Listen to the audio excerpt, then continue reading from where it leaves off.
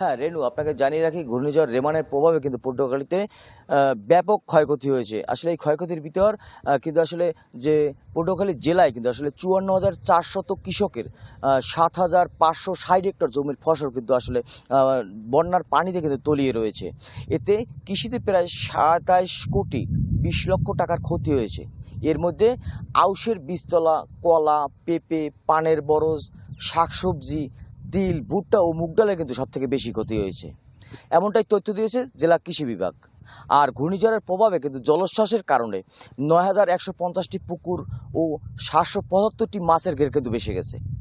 এতে প্রায় ২৮,৫৯,০০,০০০ টাকার ক্ষতি হয়েছে বলে জেলা মৎস্য বিভাগ কিন্তু এমনটাই জানিয়েছে। অন্যদিকে জেলায় ঘূর্ণিঝড়ের রেমনের প্রভাবে কিন্তু ২,০০০-এরও বেশি বাড়িঘর বিধ্বস্ত হয়েছে। ঘূর্ণিঝড়ের প্রভাবে কিন্তু পটুয়াখালীর বিভিন্ন শিক্ষা প্রতিষ্ঠান কিন্তু পানির নিচে তলিয়ে থাকায় কিন্তু আসলে যে